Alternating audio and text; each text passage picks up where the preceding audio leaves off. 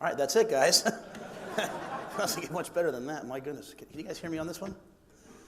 Okay. Well, hey, first of all, thank you so much for having me. It means a great deal to me that you'd all be here. And it's great that we have, I don't know if it's a record crowd, but so many people here. With that comes some pressure, and some pressure for you guys. Because what people don't know about me is not the smartest guy, but I have kind of like a photographic memory. And I've been walking around the room looking at everybody. I know everybody that's here. And the next time I get invited here, after I've coached a couple games, I want to see who's here then. Not just here. There's no who's here now. No, thank you so much to Admiral Carter. It's a blessing for him to bring me here, for Trev Alberts to bring me here. And if you don't mind, just quickly, I'd like to, one of the keys with coming here was I wanted to come here with the right people and the right partners. And I have a couple people that work for me that are here that I think are people that you in the Lincoln community might want to know and might want to have relationships with, because I hope you feel like we very much want to be a part, not next to, but a part of the community. So the people that work for me, if you guys want to stand up real quick, please. So this is Dr. Susan Elza, okay? She's our chief of staff. Gordon Thomas is our director of football operations. Sean Patton's our general manager, runs all of our recruiting efforts. And SJ, are you still here? Oh, and SJ is assistant to me and assistant to all the coaching staff and keeps all of our operations. So, and then Bobby's in the back. There you are, Bobby. Bobby's a student. And Bobby, for people here on TV, Bobby's an unbelievable play-by-play person and has visions of someday being that in TV. And he's going to make sure the video's right. So good luck, Bobby. Thanks, guys. Thank you. So I think it's really important what Admiral Carter said, man. As we went through this process, I got fired. Like, we've all been through ups and downs, and I'm trying to teach the young people I coached. A lot of young people think that confidence is, hey, I know I can do it. Confidence is when you're laying on the ground, when you're at your deepest, darkest, worst moments, when no one else believes in you. Confidence is the belief inside that I will come back better than ever. And so as I went through that process of figuring out where I was going to go, it wasn't about places or schools necessarily at first. It was about people. Angie Alberts, Trev Alberts, Admiral Ted Carter. As we got to know those people, those were the three reasons why we came to Lincoln, with a fourth soon to come. To speak on Admiral Carter, at first, one of my mentors, a guy named Mike Lombardi, wrote a couple books, Gridiron Genius, former NFL GM. He was like, wait a minute, now the Admiral's there? I said, yes, sir. He's like, go work for the Admiral. I said, well, okay, yes, sir, but I'm still trying to figure this whole thing out. And then Bill Belichick called me. And Bill, he's kind of like real quiet and all that. He's like, well, Matt, I know Ted Carter. If Ted Carter's there, you should go work for him. I said, yes, sir, but I still wasn't sure. And then finally, my wife got so frustrated because she knew from day one that we should come to Lincoln, Nebraska. My wife said, stop being stupid. Go work for the Admiral. It's a true story.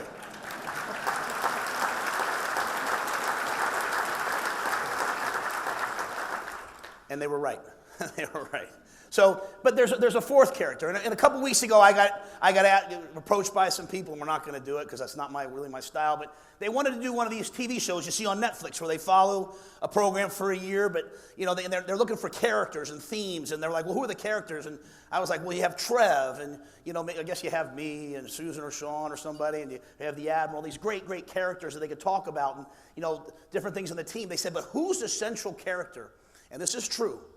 This is true. I'm not going to get up here and say anything to you I don't mean. Who's the central character that we think can bring this whole story to life? And my answer was very simple, and I hope this works. It was Lincoln. It was Lincoln.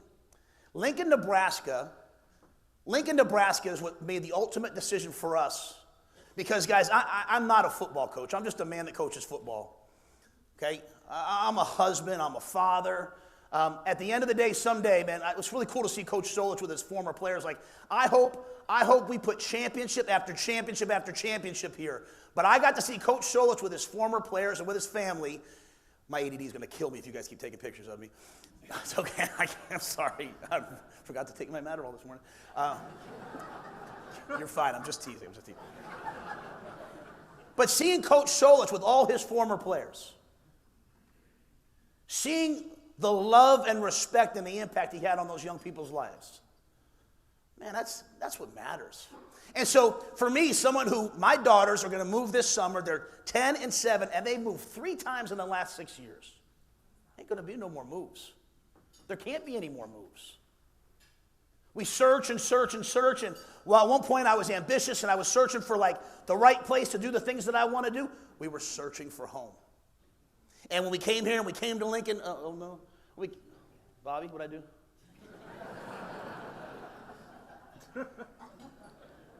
The same thing happened to Coach Osborne. I don't know if it's me, Bobby. It says no signal. Same thing happened to Coach Osborne at our clinic. This is a true story now, and I got panicked. Coach Osborne said, this is the first time I've ever used a PowerPoint. And the thing went out, and I started walking up, and Coach Osborne looked at me and goes, I still have some gray matter, Matt. I'll be okay. And just absolutely shut me down and made me go sit down. You working, bro? Although I can freestyle it.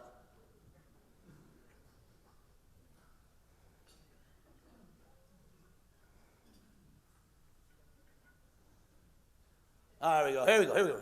We better go fast now, boys. Let's go. So Lincoln, to me, Lincoln is the reason, man. Like, where can we go and raise our kids in a place where people are kind? Like, I grew up in New York City. I lived in Philly for the last 10 years. Like, the first time I was walking down the street in Lincoln, people say hello to me. I'm kind of looking at them like, what do you want? Like, they really want to know how I'm doing. So I thank you so much. Not just for letting us come here, not just for letting us be the coach here, but for what's here and what you've built here. For what's here. I went to dinner last night at the Oven downtown. You probably can't tell, but I like to eat great food. And I saw Brendan Stein. He was talking about, hey, 20 years ago when I was here, what was there and what's here now. Man, I live right down in the Haymarket until my family gets here, and walking around and going to coffee shops and talking to people and walking into businesses, man. It's great to be part of a community. It's great to be part of a community and in some small way try to do my part and you to do your part to make the community better. Because our kids are growing up in a world where they think community is something online. It's not. It's not. It's in person. It's around each other. It's this. So thank you. I keep this picture at me at all times. And I don't know what to talk about with you guys football-wise. And then they told me the media was here. I said I better keep it very, very, very, no offense, guys. Keep it very, very, very basics. So I'm not going to talk a ton of football until you ask me about it, but I do want you to know exactly what I'm trying to do. At my core, this is exactly what I'm trying to do and how I want to build the program and the things that I can control. I love this picture because I, the son of a minister, truly, truly believe that the University of Nebraska deserves to have a program, a house that's built on rock. Like, we could come in and you see some other schools that that are very popular right now that, make sweeping changes and do all these quick fixes, and man, it's built on sand. And, people will come up to me and say, Coach, I really hope we're good this year. And in my mind, I'm like, I really hope we're good every year. And you guys know, because if you're sitting in this room, your business or what you're involved in, it stood the test of time. How do we make things that stand the test of time? We do them in a way that has a solid foundation that's built on the right things. And so for me, it's 2 simple words. It's mission and it's purpose. I am on a mission. I am on a mission to build the classiest, best college football program that there is. I am on a mission, whether it's how we run camps, how we travel, if we come down and have a movie night at your movie theater, I'm on a mission for us to be the very best of the best. There are no days off. There is no light at the tunnel. We don't relax. Every single day, our mission is to build something that lasts. Our mission is to make Admiral Carter have to go get a bunch of money and put a whole new press box up there because they got to put more championship trophies or more championship seasons up there. We have to win at the highest level and win every single day. So that's our mission, and it's important.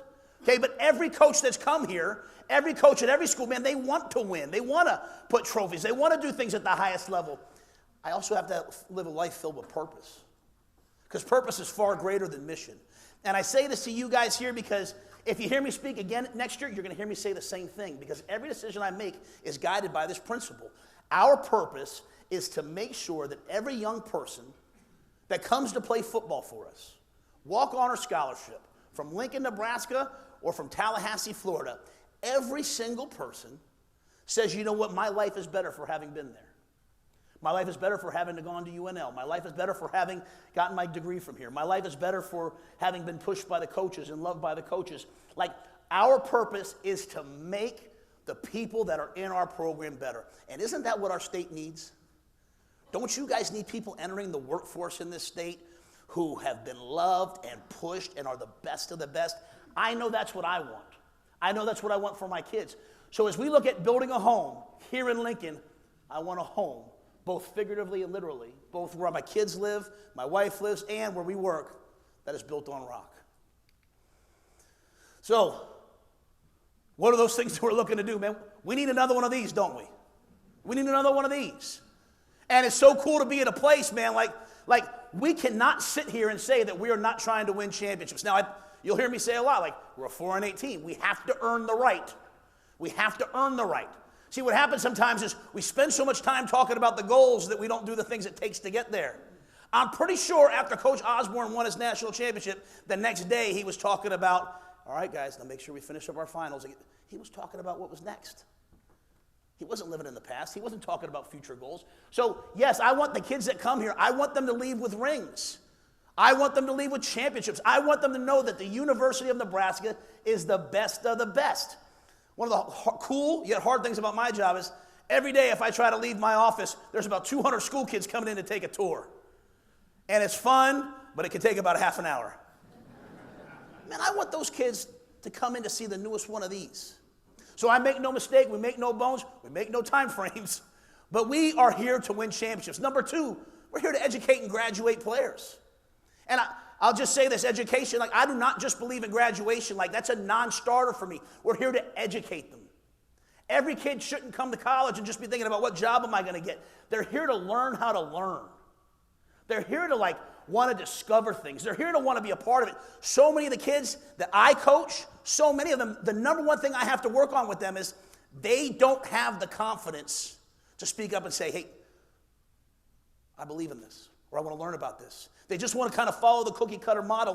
We want to shatter that, man. We want kids coming and getting master's degrees. We want when you know that you hire a Nebraska football player, you're getting an educated man who has worked and pushed himself at the very highest level. So win championships, educate and graduate people, impact the community. I tell our guys on every Saturday night, like, hey guys, spring practice, hey, great scrimmage. Just remember this, tonight when you go out, whether it's to the library or to O Street, hopefully the library, but probably O Street. Like every place we walk into, every single place that we walk into, every party, every restaurant, every study group should be better because there's a Nebraska football player there. Isn't that the truest measure of a man or a woman? Is that every place we go, we leave it better than we found it. Like, I hope we attain all these things, but I promise you this, I will find a way to leave Nebraska football better than we found it. I can promise you I did that the places we all were before. Impact the community is so important for us. We want to represent and respect the University of Nebraska. Like I want that end to mean something. It's amazing. And I know you guys know this. I didn't know this. I didn't know that if I was wearing a Nebraska shirt in Mexico, I would be getting yelled, "Go Big Red" at me. When I came out and took the tour of, Julie and I came out and checked out Lincoln, and we told Trev, like, we don't want momentum. We're not going to make a decision. We're going to go on vacation. And Julie and I, we went to Dublin. Arrived at 5 o'clock in the morning. Slowly walking our way through the airport. And we look up, we make a left, and all of a sudden is this huge, like 60-foot Nebraska helmet from when they had played Northwestern. And I was like, man, either Trev really wants me or God is trying to tell me something. But like that Nebraska N, that to me stands for the best of the best. That stands for a university system that absolutely produces the hardest working, most intelligent, impressive people. And we sat there at an event that we had all the young scholars there talking to us, and I was listening to some of these things that young people do. You know what's crazy about the world now? You turn on Twitter, you hear all the bad things. You don't hear about the kids that are changing the world, man, and they're doing it all the time.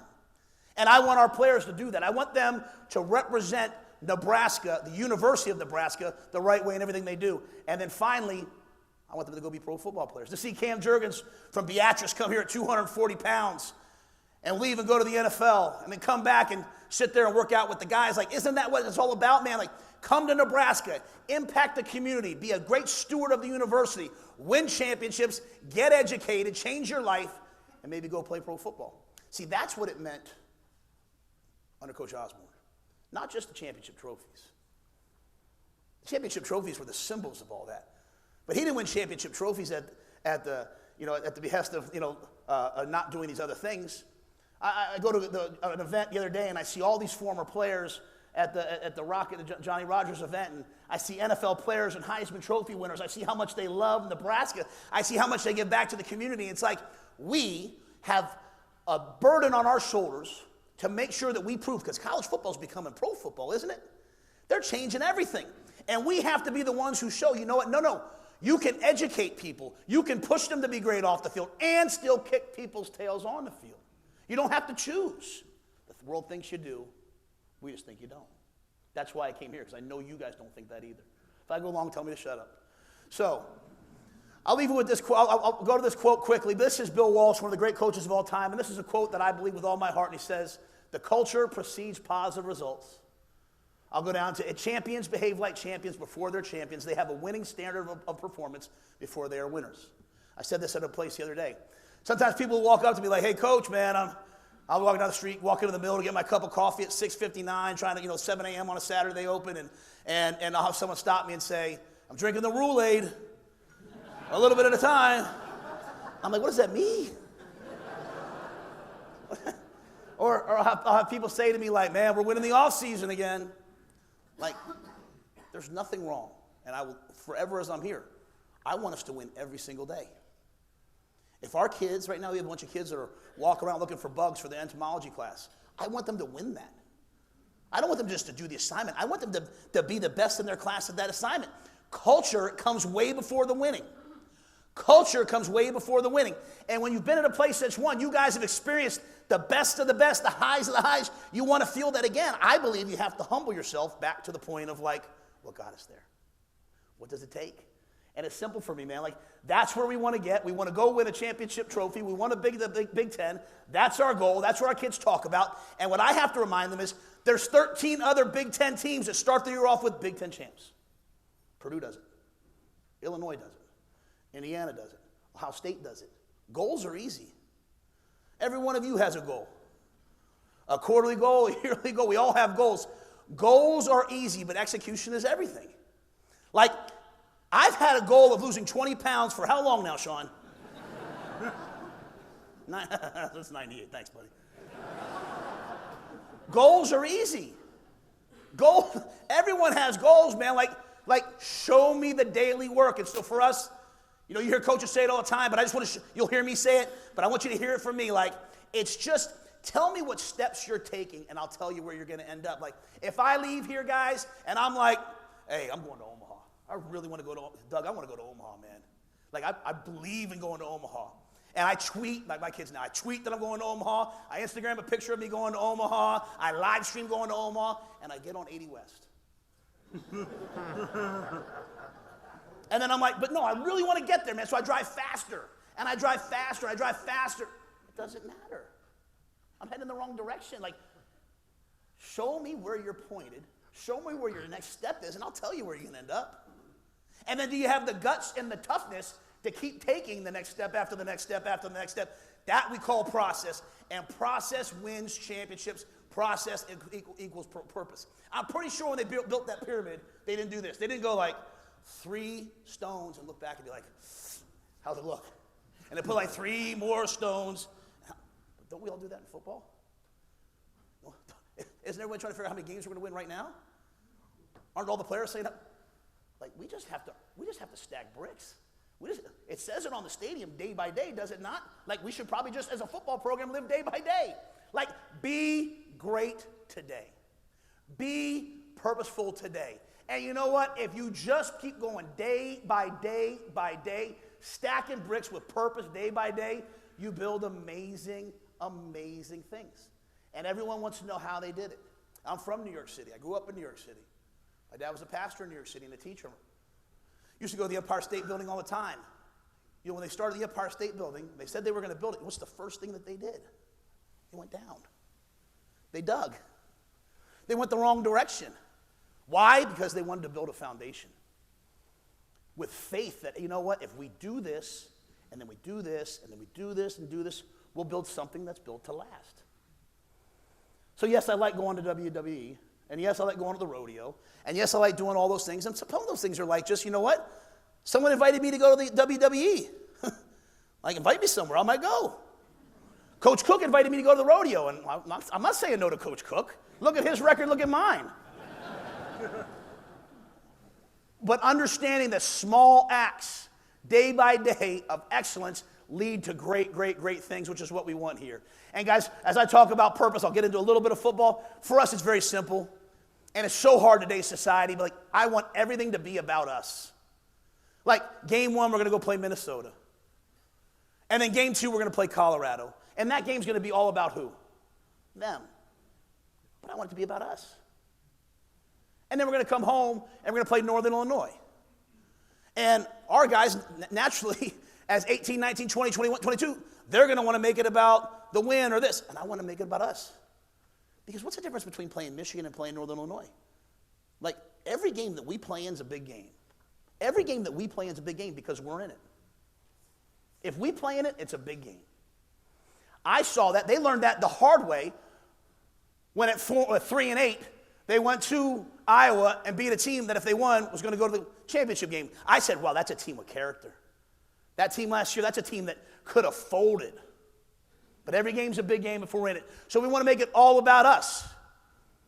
I want to make it all about the players that are there. We're going to learn from the past. We're going to live in the future. We're going to learn from the past. We're going to prepare for the future. But we're going to live in the now. All about us. Number two, we just want to get 1% better. That day by day mindset, man, like Corey, our strength coach, is really cool, and he comes up with cool slogans, and they break it down every day to 1 better, and I was like, what the heck does 1 better mean? He's like, it's a cooler way of saying 1%, coach. I got it. So I want us just to be like 1% better. That's our process. Everything counts. Like, everything we do has to be elite. Like, what does getting out in the community, what does our guys going and reading to kids in Lincoln schools, what does that have to do with winning a championship? Nothing, but everything. Nothing but everything, because how you do anything is how you do everything. And if we're saying the standard here at the University of Nebraska is a championship caliber standard, then when we do community service, when we do a bug project, when we go out in the community, when we go to the rodeo, it has to be to that standard. And then finally, no matter what we do, we own it. So our grit, our glory. Our.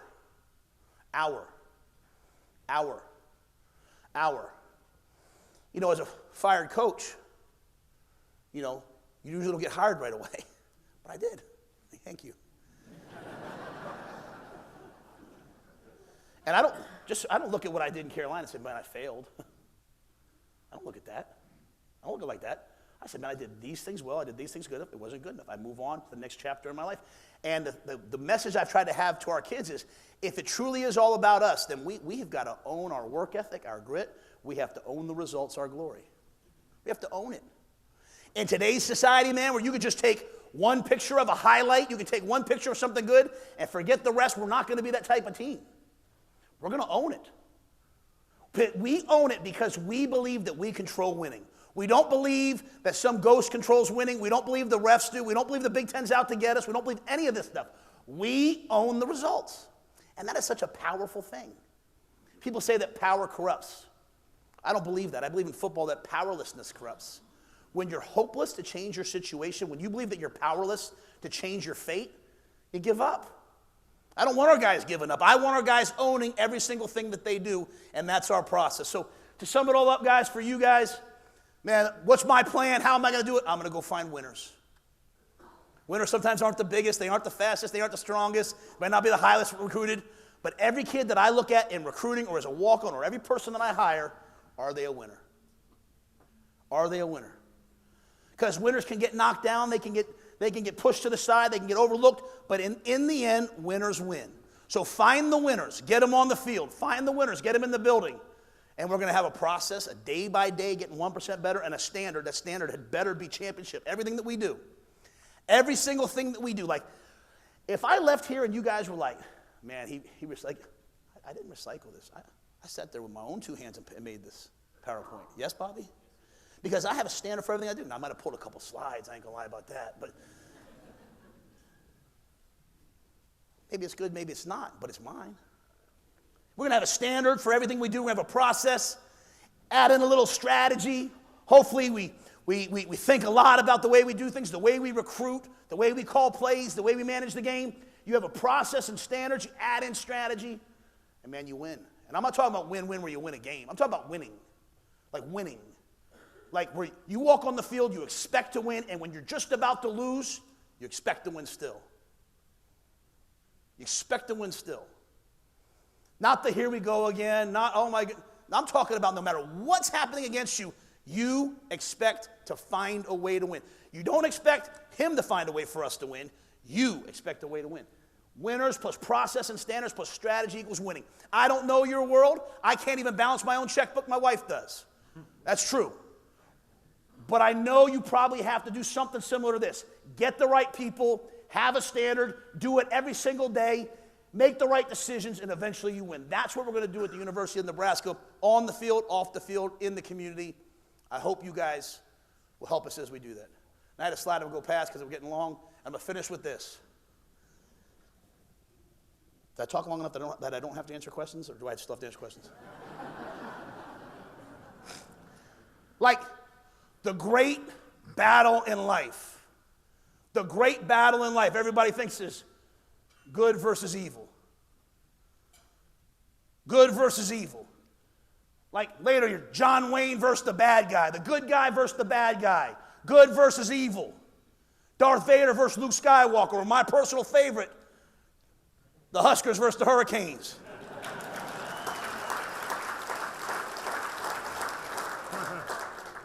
Everybody thinks the greatest battle is good versus evil, but it is not. The greatest battle is great versus good. Great versus good. Great versus good. You know, I make fun about my weight sometimes. You'll see me a skinny version of me at some point, but I'll say this. The reason why I can never lose 20 pounds is because I always lose 10. I get complacent. The reason why it's hard to go 12-0 is because 8-4 after you've been 4-8 feels pretty good. Winning feels good. And if you don't have that process, and if you don't have those standards, man, you'll stay in your comfort zone. And I've been sharing a quote with some guys that I read in a book recently, so it's not mine, but I think it's exactly what I share with our players, man. Your comfort zone, that place of complacency, your comfort zone, and we all want to be comfortable. Your comfort zone is the casket where your dreams go to die. Complacency. Complacency. Complacency. Like, it would be so easy. I have a good contract. We get a good deal from the Big Ten. It would be so easy for us just to sit there and say, hey, let's be average. We might not ruffle as many feathers if we're just average. We should unabashedly, as a community in Lincoln, as a state in Nebraska, as a university system, and as an athletic program, and certainly as football, do whatever it takes that history looks back and says, thank goodness they did that. Sometimes when we make the right decisions now, they aren't popular. Sometimes when we make the right decisions now, people challenge us. But history is the ultimate guide. History will look back and say, they figured it out. Because if we do what everyone says we should do, then everyone could have done it. You guys are difference makers. We're going to try to be difference makers. I hope you'll be a wonderful, wonderful, wonderful, wonderful friend to us, because we're going to try to be a wonderful friend to you. So thank you guys very much.